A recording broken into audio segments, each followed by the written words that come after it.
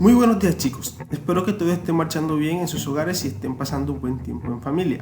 No siendo más, empecemos un nuevo tema en química, el cual tiene por título Propiedades físicas y químicas de los elementos. Iniciemos.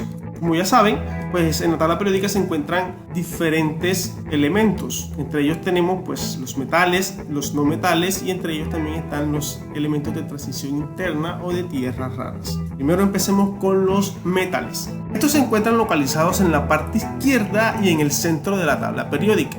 Pertenecen a todos los grupos excepto al grupo 7A y 8A. De todos los 118 elementos, poco más de las 3/4 partes son metales. Son indispensables para la vida. El hierro pues se encuentra en nuestra sangre, en la hemoglobina, y el calcio lo tenemos en los huesos y lo necesitamos para los huesos.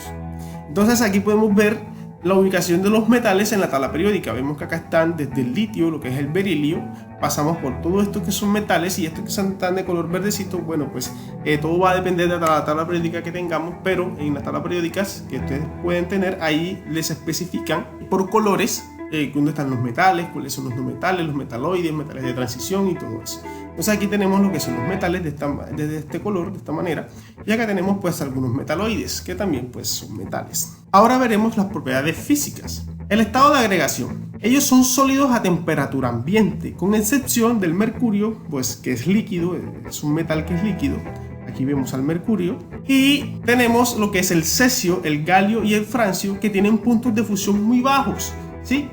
El cesio tiene un punto de ebullición de 28,7 grados centígrados, el galio de 29,8 grados centígrados y el francio de 30 grados respectivamente. Entonces mire, al tener este punto de fusión muy bajo, ellos tienden a derretirse, ¿sí? o a deshacerse al momento de estar expuestos a esta temperatura. Por lo tanto, ellos deben estar deben tener los contenidos a temperaturas un poco más bajas de esto. Y como pues siempre la temperatura que nosotros tenemos en el ambiente oscilan entre estas temperaturas, entonces ellos pues pueden derretirse, pueden deshacerse en ese momento o cambiar de estado sólido a estado líquido. Aquí podemos ver el galio, cómo se derrite en la mano.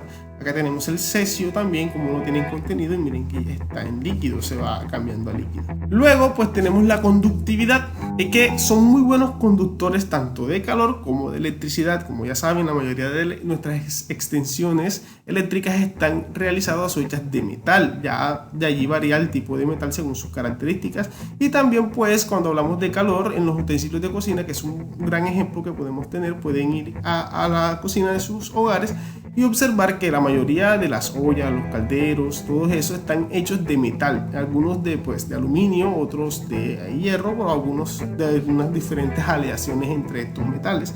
Pues ellos son bastantes conductores de calor y sirven pues para este tipo de funciones. Luego tenemos la apariencia. Ellos presentan un brillo característico llamado brillo metálico, que solo se aprecia cuando son cortados o son pulidos. ¿Okay?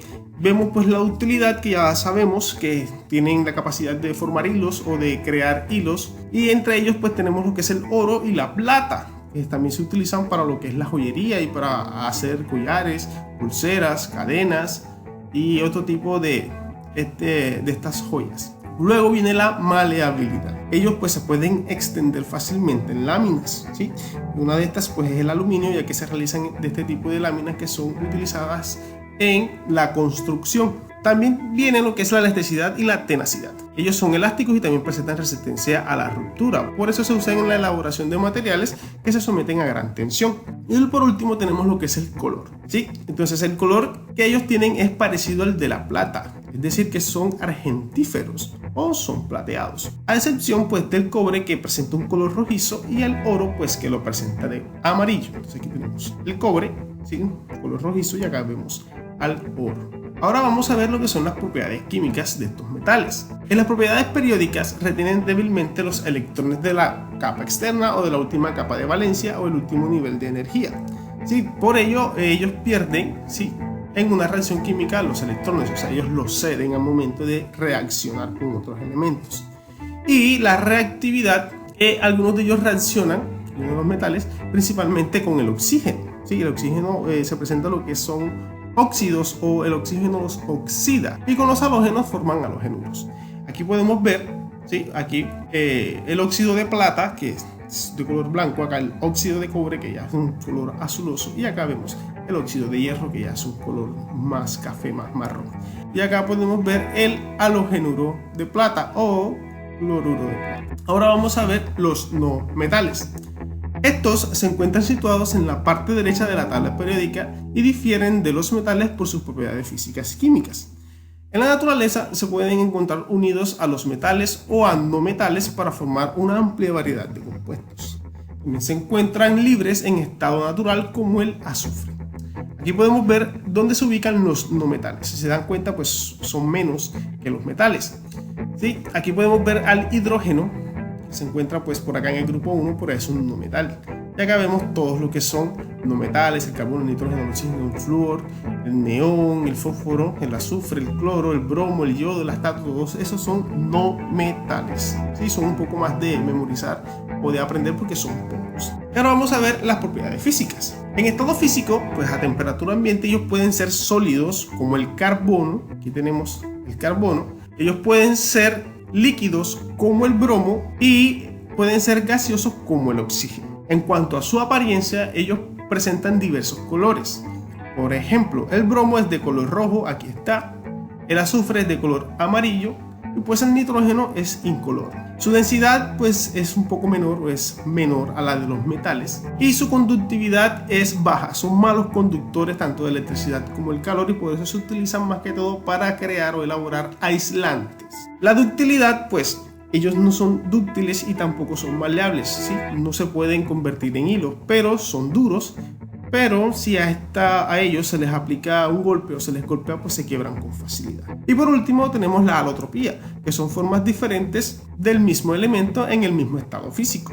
Un ejemplo primero que tenemos es el oxígeno, que se presenta en forma diatómica o O2 y también se presenta en una molécula triatómica que es el O3 o molécula de ozono. Podemos ver un ejemplo, aquí tenemos O2, oxígeno gaseoso, y acá podemos ver la molécula de ozono, O3, que son 3 de oxígeno. Y ahí sí se forma una alotropía. Otro ejemplo que es muy claro para lo que son las formas alotrópicas es el carbono, ya que en el diamante él puede presentar una forma tetraédrica y en el grafito presenta una forma hexagonal. Aquí podemos ver la ilustración, el grafito, miren que son hexagonales, mientras que el diamante son tetraédricos. Ahora veamos sus propiedades químicas.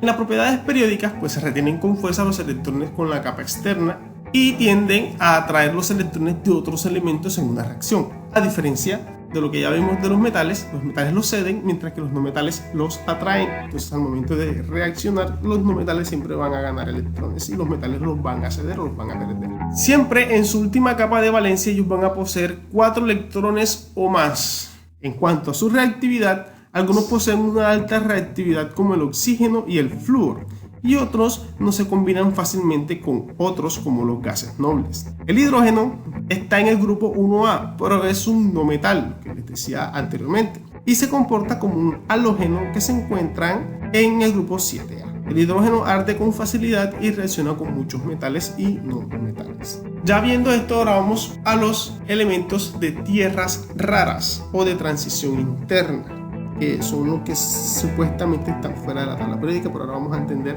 por qué les digo supuestamente. Tenemos primero los lantánidos. Son elementos químicos cuyo número atómico está comprendido entre el 57 y el 71. Son metales como el lantano, el praseodimio, el erbio o el gadolinio. Son elementos que pertenecen a los lantánidos. Ellos forman parte del periodo 6 de la tabla periódica y estos elementos son llamados tierras raras debido a que se encuentran en forma de óxidos. Luego tenemos los actínidos, que son elementos químicos cuyo número atómico está comprendido entre el 89 y el 103. Son metales pesados y radioactivos como el actinio, el uranio o el neptunio. Son un grupo de elementos que forman parte del periodo 7 de la tabla periódica.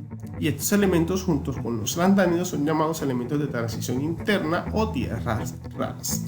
Aquí podemos verlos. Aquí está el lantano, ¿sí? Que por su nombre todos los de acá presentan el nombre o se agrupan entre los lantánidos, que va desde el lantano hasta el lutecio. Y vemos acá los actínidos, ¿sí? Que por el actinio pues reciben su nombre este grupo, que van desde el actinio hasta el laurencio.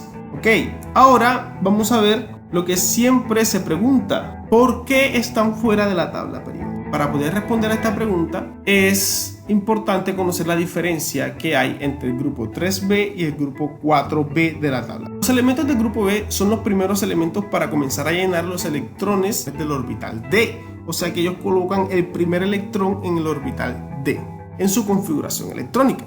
El grupo 4B es donde el siguiente electrón se coloca en el orbital. O sea que los que están en el grupo 4B van a colocar un segundo electrón en el orbital D. O sea, van a tener D2.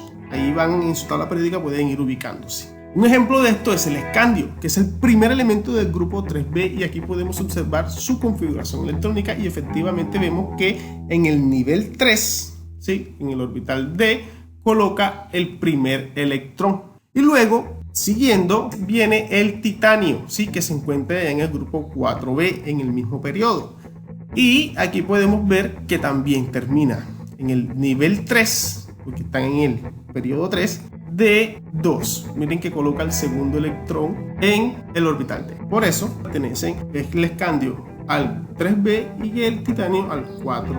Lo mismo sucede con el itrio, ¿sí? Que está debajo del escandio. O sea que ya va del periodo 3 al periodo 4. El itrio, pero se encuentran en el mismo grupo, en el 3B. Entonces aquí vemos nuevamente la configuración electrónica de acá del itrio, y acá en el periodo 4, ¿sí? En el orbital 4 va a llenar o va a colocar el primer electrón en el orbital D. Ustedes dirán: profe, pero si acá en este D tiene los 10 completos. Sí, en este, pero es en el nivel 3. Recordemos que ya el itrio está un nivel más abajo, un periodo más abajo que el escandio. Por eso va a estar entonces, o se tiene como referencia, el nivel 4 con el orbital D, y va colocando el primer electrón allí. Y luego le sigue al itrio el circonio, que este ya se va a encontrar en el 4B y se encuentra debajo del titanio. Y aquí vemos su configuración electrónica. En el nivel 4 aporta el segundo electrón en el orbital D. Entonces, así a grandes rasgos podemos decir que la diferencia entre el grupo 3B y el grupo 4B es la adición de un electrón en la capa D o en el orbital D. Recordando que en el grupo 3B solamente van a aportar un solo electrón en el orbital D dependiendo del periodo donde se encuentren, y también en el grupo 4B van a aportar un segundo electrón en el orbital D dependiendo también del orbital donde se encuentren. Teniendo esto en cuenta, ¿sí?, vemos que el lantano de número atómico 57 pertenece al grupo 3B. Si ustedes, como ya les dije, se ubiquen en la tabla periódica en el grupo 3B, van a encontrar que los lantanos empiezan allí. Entonces, como el lantano se encuentra en el 3B, podemos realizar su configuración electrónica y encontramos que efectivamente, ¿sí?, como está en el periodo 6, aquí en su orbital 5, él está llenando o está colocando el primer electrón en su capa D o en su orbital D. Listo. Entonces, si nos basamos en el comportamiento anterior que demostramos, el elemento número 58 debería llenar o colocar el segundo electrón en el orbital D, pero no sucede, ¿sí? No pasa. En cambio, antes de hacer esto, lo que hace el siguiente elemento, o sea, el número 58, es empezar a llenar o empezar a colocar electrones en el orbital F. ¿Sí? Coloca el primer electrón en el orbital F, y ese elemento de número 58 es el cerio, y aquí vemos el cerio es el número 58 y observamos su configuración electrónica, y aquí vemos efectivamente que coloca el primer electrón, ¿sí?, en el cuarto nivel en el subnivel F, y sigue colocando un electrón en el subnivel D en el quinto nivel. O sea que automáticamente esto lo hace pertenecer al grupo 3B. Sí va a pertenecer al grupo 3B, más no al grupo 4B, ya que sabemos que en el 4B es donde se llena, donde se coloca el segundo electrón en el subnivel D. Entonces, por lo tanto, los lantánidos, ¿sí?, todo esto va a suceder con todos esos lantánidos. Como ya sabemos que van desde el número atómico 57 al 71, todos ellos van a presentar esta particularidad. No van a colocar el segundo electrón en el orbital D, sino que van a colocar electrones en el orbital F, el primer electrón. Listo, esto es la particularidad que sucede con los lantánidos, ¿sí? Entonces debería aparecer, ¿sí?, después del número atómico o del elemento 71 es que aparece el elemento que coloca el segundo electrón en el orbital D, y este es el hafnio, ¿sí?, de número atómico 72. Entonces aquí vemos toda la configuración electrónica del hafnio y nos damos cuenta que sí, que efectivamente coloca el segundo electrón en el orbital D, y esto le hace pertenecer automáticamente al grupo 4b, ¿sí? Así, de esta manera sucede la cuestión con los lantánidos, y de igual manera va a suceder con los actínidos. Miren que el actinio del número atómico 89 coloca, ¿sí?, el primer electrón en el orbital D en su nivel 6, por lo tanto pertenece al grupo 3b, ¿sí? Y también pensando que siguiendo el movimiento de las filas, el que sigue, o sea, el del número 90, va a colocar el segundo electrón en el orbital D, pero tampoco sucede. Eso quiere decir que entonces este elemento de número atómico 90 es el torio, y él no coloca ese segundo electrón en el orbital D, sino que coloca el primer electrón en el orbital F en su quinto nivel, ¿ok?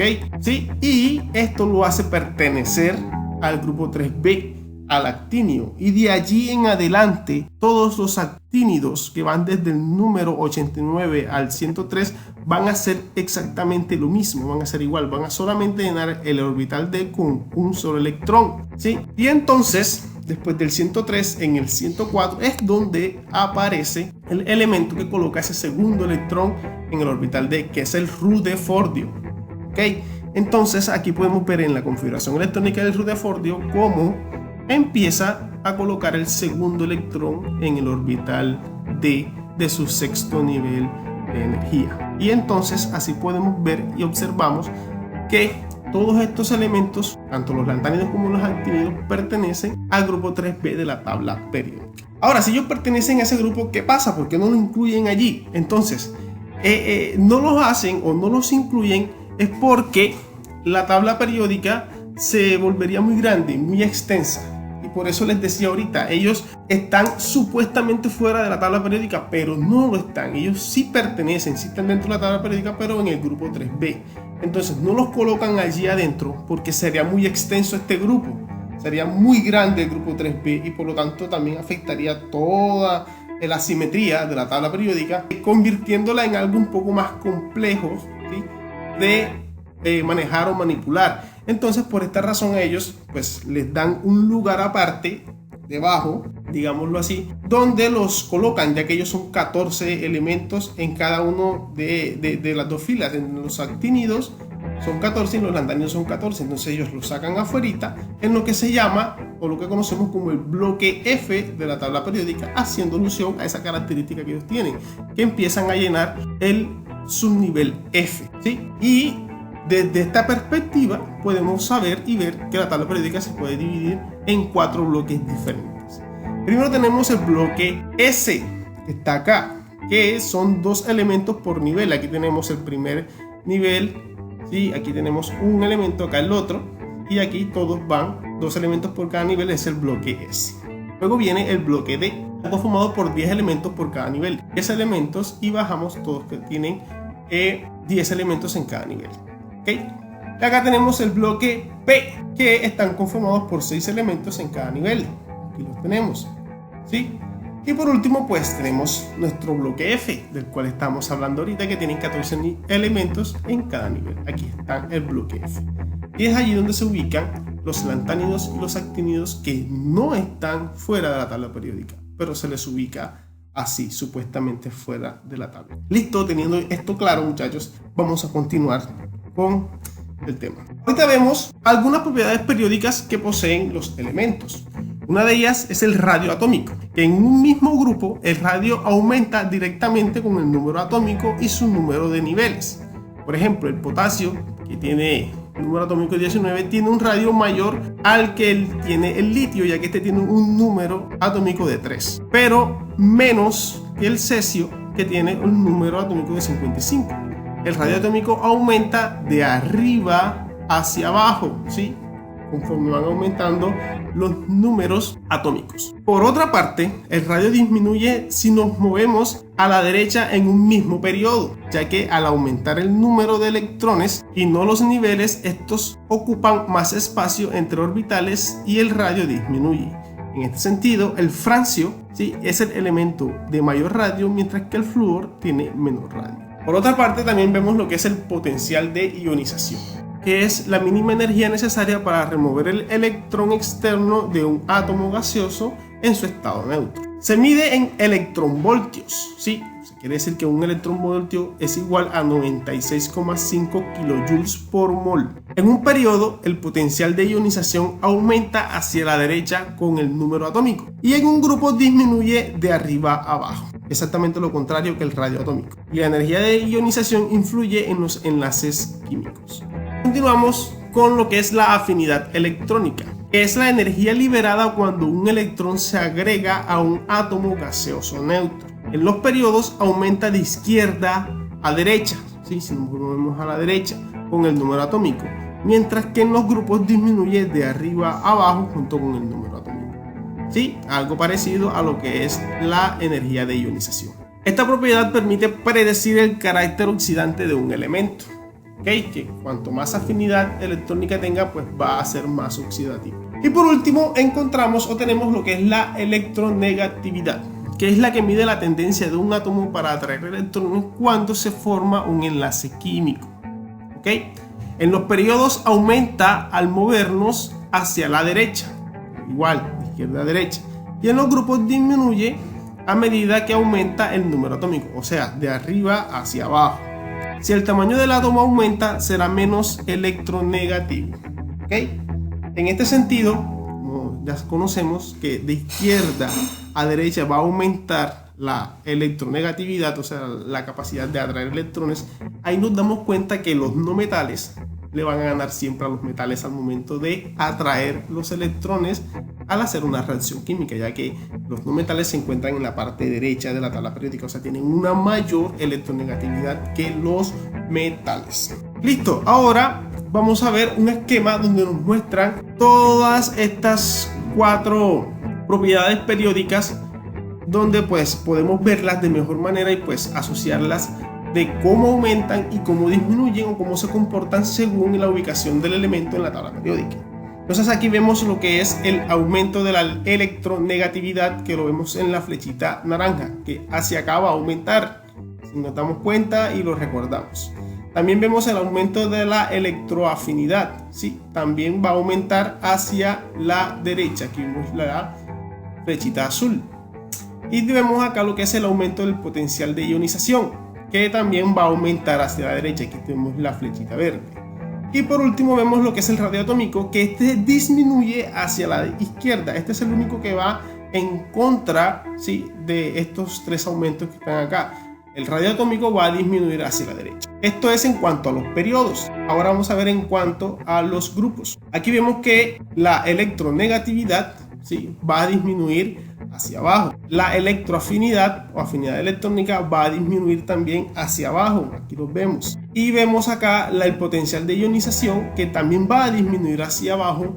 Y vemos o encontramos que el radio atómico en este sentido va a aumentar siempre hacia abajo. Sí, hay que tener en cuenta eso, ver bien el esquema, observarlo y aprender de él. Ok, muchachos, espero que la clase haya estado bien, que puedan comprender todos los conceptos, puedan tomar apuntes en lo que sea necesario, puedan repasar el video las veces que ustedes vean necesarias para poder retener los conocimientos y crear nuevos conocimientos. Muchachos, entonces, no siendo más, espero que hayan comprendido todo y que sigan portándose juiciosos en sus hogares. Así que nos escuchamos en un nuevo video. Hasta pronto.